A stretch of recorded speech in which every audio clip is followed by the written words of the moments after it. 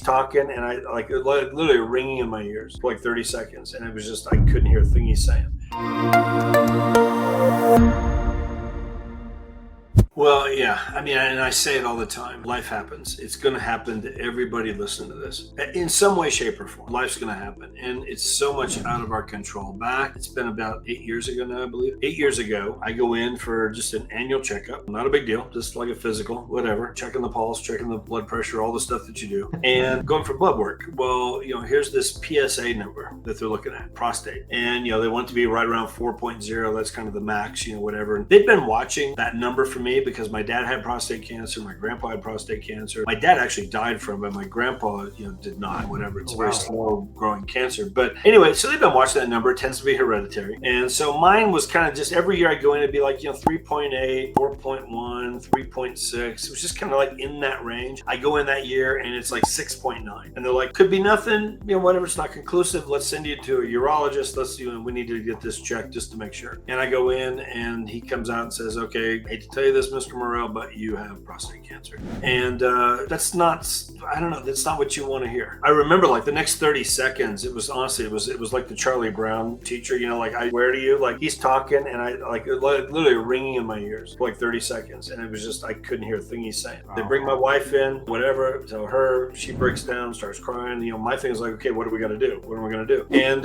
ended up having surgery, whatever. And for about 6 months, we had no closings of our own because we could afford not to. And I still have my team, so I'm still getting transactions that they're doing, which was good. We had rental property. We had another business that was paying us just a passive check every month, whatever, which between all that was more than enough to cover our bills and our expenses. And so we were able to get through it. We were able to focus on, our marriage, my kids, my health, just take it easy, regroup, get through this, whatever. And we did. We caught it early. Thank God. I'm grateful for all that. But it changes the way you think about things because we don't think about this stuff. We just, whatever. You don't expect to go in hearing these things. None of us plan on this market. I mean, whatever. We didn't plan on this market. I think we all saw the writing on the wall at some point. It's going to come down. I can't keep doing what it was doing for the 2 or 3 years prior to this. But again, it's like none of us, the inflation rate, all the mortgage rates, like there's so many things that are just out of our control. I saw this morning, 60,000 realtors have left the business in the first 6 months of the year. Whatever. What's it going to be the next 6 months? I don't know. Whatever. But we're not ready for these things, most agents. I remember 2008 going through that. You went through that. That was tough. I mean,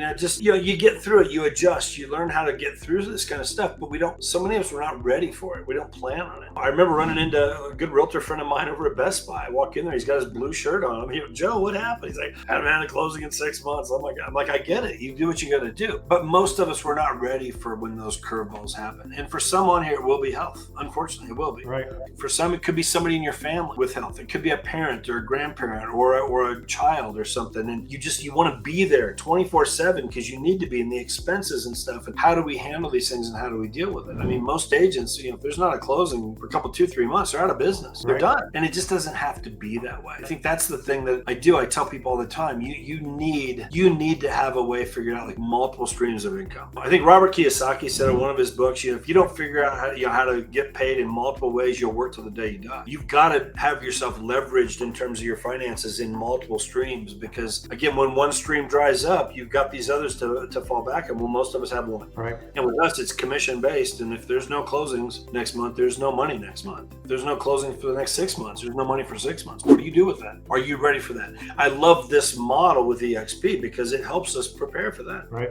When that happened for me, it was prior to EXP. Right. But it showed me the power of that residual income and those multiple streams. So I preach that now to everybody because, again, there's hardly any realtors I know that have that. I think most of us, when it comes to retirement or retirement plan, if there is one, it's rental property. Right. And again, nothing wrong with that. I've had them. I'll have more. It's a good thing. But I look at how many rental properties would you have to say come up with, I don't know, $8,000-$10,000 a month passive income, whatever that might be. How many rental properties do you have to buy? How much outlay of cash is that to go get that number of properties to bring in that kind of cash flow? How much do you have to put out every 2 or 3 years in new paint, new carpet, fixing the hole in the wall, new landscaping, all the stuff that goes on? Again, I'm not down on any of that. I've had them. We'll have more. But I love this. I mean, a year or two of being here, like all of a sudden that passive income that's coming in from this model, whatever, like more than covered, that 8 to 10,000.